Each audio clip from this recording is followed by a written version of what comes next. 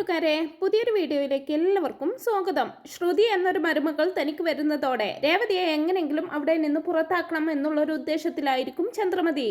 രേവതിയെ അവിടെ നിന്ന് ഒഴിവാക്കാനായിട്ട് അവർ പല രീതിയിലും കുതന്ത്രങ്ങളൊക്കെ പയറ്റുന്നുണ്ടെങ്കിലും സച്ചിയുടെ മുമ്പിൽ അതൊന്നും വില പോകുന്നില്ല. സച്ചി എല്ലാവിധ സപ്പോർട്ടോടു കൂടി രേവതിയുടെ കൂടെ തന്നെ ഉണ്ടാവും. അങ്ങനെ ഇരിക്കെ ഒരു ദിവസം സച്ചി രാവിലെ തന്നെ ട്രിപ്പ് പോയിട്ടുണ്ടാകും. ആ നേരം നോക്കി രേവതിയെ കുത്തി നോവിക്കാനായിട്ട് ചന്ദ്രമതി എത്തുന്നുണ്ട്. രവിയേട്ടനെ കണ്ടുകൊണ്ട് തന്നെയാണ് നിന്റെ അച്ഛൻ രവിയേട്ടന്റെ ബസ്സിന് മുമ്പിൽ ചാടി മരിച്ചത്. പിന്നെ നിന്റെ കുടുംബത്തിന്റെ ബാധ്യതകളെല്ലാം രവിയേട്ടന്റെ തലയിലാവുമല്ലോ. നീ എന്തായാലും ഞങ്ങളുടെ തലയിലായി. ഇനി നിന്റെ അനിയത്തിയെയും കൂടി ഇങ്ങോട്ട് കൊണ്ടുവരാനുള്ള പരിപാടി അവൾ ശ്രീയോട് ഇടപഴകുന്നതൊന്നും നീ കാണുന്നില്ലേ? എന്റെ മോനെ ചാക്കിലാക്കാൻ നോക്കാണ് അവളെന്നൊക്കെ പറയുമ്പോ അമ്മ വേണ്ട, എന്നെ കുറിച്ച് എന്ത് പറഞ്ഞാലും ഞാനത് കേട്ടെന്ന് വരും. പക്ഷെ എന്റെ അനിയത്തെ കുറിച്ച് ഒന്നും പറയരുതെന്നൊക്കെ രേവതി പറയുമ്പോ പറഞ്ഞാൽ നീ എന്ത് ചെയ്യുമടി? നിന്റെ അച്ഛൻ ജീവിച്ചിരിപ്പുണ്ടായിരുന്നെങ്കിൽ ഏതെങ്കിലും കരിമ്പ് ജ്യൂസ് കടക്കാരന്റെ തലയിലേക്കായിരിക്കും നിന്നെ എടുത്തു വെച്ചിരിക്കുക.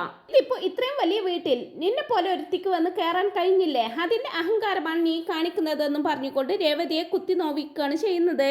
അതൊക്കെ ഇവിടെ ജീവിക്കാൻ പറ്റുമെങ്കിൽ ജീവിക്കേ, ഇല്ലെങ്കിൽ നീ നിന്റെ വീട്ടിലേക്ക് പോയിക്കൊള്ളണമെന്നൊക്കെ പറയുമ്പോ ഞാൻ എന്തിനാ പോകുന്നത്? ഇതെന്റെ ഭർത്താവിന്റെ വീടാണെന്ന് പറയുന്നുണ്ട് രേവതി. പിന്നെ ഒരു ഭർത്താവ് വന്നിരിക്കുന്നു, നീ ഇപ്പോഴും അവനെ വിശ്വസിച്ചാണോ ഇവിടെ നിൽക്കുന്നത്? അവന്റെ സപ്പോർട്ടൊക്കെ എത്ര നാളത്തേക്ക് ഉണ്ടാവുമെന്ന് കണ്ടറിയാം. കുറച്ചു നാൾ മുമ്പ് അവന്റെ കാർ നഷ്ടപ്പെടാൻ കാരണം നീയാണെന്ന് അവൻ തന്നെ പറഞ്ഞില്ലേ? നീ മറന്നോ? നിന്റെ രാശിയില്ലായ്മ അവനക്ക് ഇപ്പോഴാണ് മനസ്സിലായിട്ടുള്ളത്. ഇനിയും നീ കാരണം അവന് എന്തൊക്കെ ആപത്ത് വരാനിരിക്കുന്നെന്ന് ആർക്കറിയാം? ഇപ്പതാ എന്റെ ഇളയ മോനെ കൂടി പിടിച്ചടക്കാൻ നോക്കുന്നു. പൂ വിറ്റ് കിട്ടുന്ന പണം തികയുന്നില്ലെങ്കിൽ വേറെ വല്ല പണിക്കും പോയിക്കൂടെ എന്നൊക്കെ ചോദിച്ച് രേവതിയെയും കുടുംബത്തെയും അപമാനിക്കുകയാണ് കേട്ടോ ചന്ദ്രമതി ചെയ്യുന്നത്. സഹിക്കാനാകാതെ നെഞ്ചു പൊട്ടി കരയുന്ന രേവതിയെ സന്തോഷത്തോടെ നോക്കി ചന്ദ്രമതി അവിടുന്ന് പോവുകയാണേ. തുടർന്ന് ആരോടും പറയാതെ വേഗം തന്നെ തന്റെ വീടിനടുത്തുള്ള അമ്പലത്തിൽ എത്തുകയാണ് രേവതി. ഒരു കുടം വെള്ളം മുഴുവനും തലയിലൂടെ ഒഴിച്ചതിന് ശേഷം ആരോടും പറയാതെ ശയന പ്രദക്ഷിണം ചെയ്യുന്ന രേവതിയെ കണ്ട് ഓടി വരുന്നുണ്ട് ലക്ഷ്മി അമ്മയും ദേവികയും. സഹിക്കാനാകാതെ അവരത് തടയാൻ നോക്കുന്നുണ്ടെങ്കിലും മോൾക്കെന്താ വിഷമം തട്ടിയിട്ടുണ്ട്, അവൾ അത് പൂർത്തിയാക്കിക്കോട്ടെ എന്ന് പറയുകയാണ് പൂജാരി. ദേവു ഉടനെ തന്നെ സച്ചിയെ വിളിച്ച് വിവരം പറയുന്നുണ്ട്. വിവരം അറിയുന്ന സച്ചി ട്രിപ്പെല്ലാം മഹേഷിനെ ഏൽപ്പിച്ചതിന് ശേഷം അവിടെ ഓടി എത്തുന്നുണ്ട്. എന്താ രേവതി ഇത്, എന്താ നിനക്ക് പറ്റിയതെന്നൊക്കെ ചോദിച്ച് സച്ചി ഒരുപാട് അവളെ തടയാൻ നോക്കുന്നുണ്ടെങ്കിലും ആ ശയന പ്രദക്ഷിണം ചെയ്ത് പൂർത്തിയാക്കുകയാണ് കേട്ടോ രേവതി. ഒടുവിൽ ശയന പ്രദക്ഷിണം പൂർത്തിയാക്കി അവിടെ തളർന്നിരിക്കുന്ന രേവതിയെ ചേർത്ത് പിടിച്ചുകൊണ്ട് എന്ത് പറ്റി നിനക്കെന്നൊക്കെ ചോദിക്കുമ്പോ കരഞ്ഞുകൊണ്ട് സച്ചിയുടെ നെഞ്ചിലേക്ക് വീണ് അമ്മ പറഞ്ഞ കാര്യങ്ങളെല്ലാം സച്ചിയെ അറിയിക്കുന്നുണ്ട് രേവതി. എല്ലാം കേട്ട് കഴിയുന്നതും സച്ചിക്ക് അങ്ങ് ദേഷ്യം വരുന്നുണ്ട്. സച്ചി രേവതിയെ ഒരു വിധത്തിൽ പറഞ്ഞ് ആശ്വസിപ്പിച്ചതിന് ശേഷം വീട്ടിലേക്ക് കൂട്ടിക്കൊണ്ടു പോവുകയാണ്. സച്ചിയുടെ കൈ പിടിച്ചു വരുന്ന രേവതിയെ കണ്ട് ഇവൾക്ക് ഇതെന്ത് പറ്റിയെന്നുള്ള ഭാവത്തിൽ നോക്കി നിൽക്കുന്നുണ്ട് ചന്ദ്രമതി. രേവതിയോട് അങ്ങനെയെല്ലാം പറഞ്ഞതിന് ചന്ദ്രമതിക്ക് നേരെ പൊട്ടിത്തെറിക്കുകയാണ് സച്ചി. എന്റെ ഭാര്യയാണ് ഇവളെ, ഈ വീട്ടിൽ എനിക്കുള്ളത് പോലെയുള്ള സ്ഥാനം ഇവൾക്കുമുണ്ട്. ഇവളെ കുറ്റപ്പെടുത്തി സംസാരിക്കാൻ നിങ്ങൾക്കൊരു അവകാശവുമില്ല. ഇനി എങ്ങാനും ഇവളെ വേദനിപ്പിച്ചു എന്ന് ഞാൻ അറിഞ്ഞാൽ എന്നൊക്കെ പറഞ്ഞ് ചന്ദ്രമതിയോട് പൊട്ടിത്തെറിച്ചതിന് ശേഷം രേവതിയെ ആശ്വസിപ്പിച്ച് റൂമിലാക്കുന്നുണ്ട് സച്ചി. അങ്ങനെ ഒരു വിധത്തിൽ രേവതിയെ പറഞ്ഞ് ആശ്വസിപ്പിച്ചതിന് ശേഷം തിരികെ ജോലിക്ക് തന്നെ പോവാണ് കേട്ടോ സച്ചി. പിന്നീട് അങ്ങനെ രാത്രി ആവുമ്പോഴേക്കും രേവതിക്ക് തീരെ വയ്യാണ്ടാവുന്നുണ്ട്. ശയന പ്രദക്ഷിണം ചെയ്തത് കൊണ്ട് തന്നെ മേലാകെ വേദനയായിട്ട് എണീറ്റ് നിൽക്കാൻ പോലും പറ്റാത്തൊരവസ്ഥയിലായിരിക്കും അവള്. അതേസമയം തന്നെ ചന്ദ്രമതി കിച്ചണിൽ ചെന്ന് പാത്രങ്ങളെല്ലാം തുറന്നു നോക്കുന്ന സമയത്ത് ഫുഡൊന്നും ഉണ്ടാക്കിയിട്ടുണ്ടാവില്ല. നമ്മളിത് എവിടെ പോയി, ഇന്നെന്തോ ഒന്നും ഉണ്ടാക്കുന്നില്ലേ എന്നൊക്കെ ഇങ്ങനെ ചിന്തിച്ച് ചന്ദ്രമതി പോയി നോക്കുന്ന സമയത്ത് രേവതി അവിടെ കിടക്കുന്നതാണ് കാണുന്നത്. ഓ, നീ ഇവിടെ ഉണ്ടായിരുന്നല്ലേ, ഭക്ഷണം ഒന്നും ഉണ്ടാക്കാതെ ഇവിടെ വന്ന് കിടന്നുറങ്ങാമെന്ന് കരുതിയോ? വീട്ടിൽ വന്ന് ഭക്ഷണം ഉണ്ടാക്കിക്കേന്നൊക്കെ പറയുമ്പോ എനിക്ക് തീരെ വയ്യ അമ്മയെന്നൊക്കെ രേവതി പറഞ്ഞു നോക്കുന്നുണ്ടെങ്കിലും ചന്ദ്രമതി അതൊന്നും കേൾക്കാത്ത മട്ടിൽ നിനക്ക് എന്ത് വയ്യായിക ഉണ്ടാവാനാ, നിന്റെ അടവൊന്നും എന്റെ അടുത്ത് എടുക്കണ്ട, മര്യാദക്ക് വന്ന് ഭക്ഷണം ഉണ്ടാക്കിക്കേന്നും പറഞ്ഞ് അവളോട് ആജ്ഞാപിക്കുകയാണ്. സമയമൊക്കെ ശ്രുതി അവിടെ ഉണ്ടെങ്കിലും ശ്രുതിയെ കൊണ്ട് ഒരു ജോലിയും ചെയ്യിപ്പിക്കാതെ വയ്യാതെ കിടക്കുന്ന രേവതിയെ കൊണ്ട് തന്നെ എല്ലാവർക്കുമുള്ള ഭക്ഷണം ഉണ്ടാക്കിപ്പിക്കുകയാണ് ചന്ദ്രമതി. പിന്നെ വേറെ നിവൃത്തിയില്ലാതെ രേവതി വയ്യാതെയാണെങ്കിലും എല്ലാവർക്കുമുള്ള ഭക്ഷണം ഉണ്ടാക്കി വെക്കുന്നുണ്ട്. ഭക്ഷണമെല്ലാം എടുത്ത് ഡൈനിങ് ടേബിളിൽ കൊണ്ടുവച്ചതിന് ശേഷം തിരികെ റൂമിൽ തന്നെ പോയി കിടക്കുകയാണ് രേവതി. ആ സമയം രേവതിക്ക് ഒരുപാട് ദാഹവും തളർച്ചയും ഒക്കെ അനുഭവപ്പെടുന്നുണ്ടെങ്കിലും വെള്ളം പോലും എടുത്തു കുടിക്കാൻ വയ്യാത്തൊരവസ്ഥയിലായിരിക്കും അവൾ ഉള്ളത്.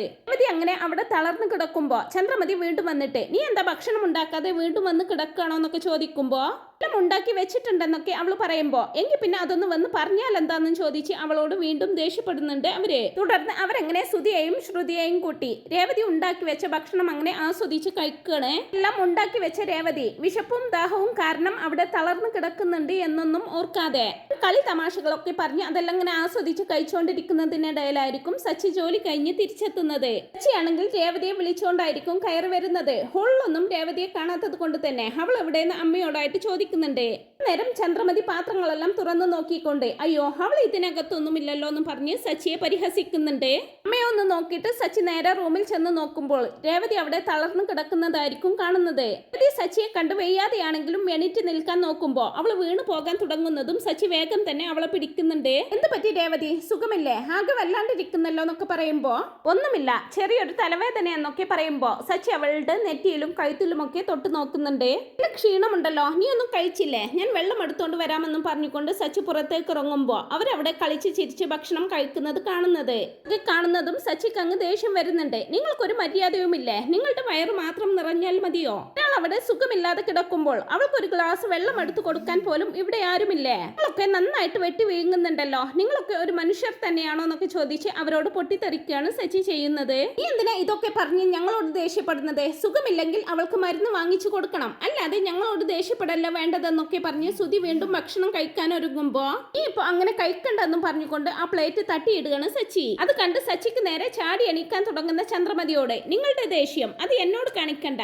ഒരു ഗ്ലാസ് വെള്ളം പോലും അവൾക്ക് വേണമെന്ന് നിങ്ങൾ ചോദിച്ചോ? അല്ല, ആരെ ഈ ഭക്ഷണം മുഴുവനും ഉണ്ടാക്കിയത്? വെയ്യാതെ കിടക്കുന്ന അവൾ തന്നെയായിരിക്കുമല്ലേ? എന്റെ ഭാര്യ വെയ്യാഞ്ഞിട്ടും ഉണ്ടാക്കിയതാണ് ഇവിടെ ഇരുന്ന് വെട്ടി വീങ്ങുന്നത്. എന്നിട്ട് അതിൽ നിന്ന് അവൾക്കെടുത്ത് കുറച്ച് കൊടുക്കാതെ ഇവിടെ ഇരുന്ന് വെട്ടി വീങ്ങാൻ നാണമില്ലല്ലോ എന്നൊക്കെ ചോദിച്ച് അവരോട് വീണ്ടും പൊട്ടിത്തെറിക്കുകയാണ് സച്ചി.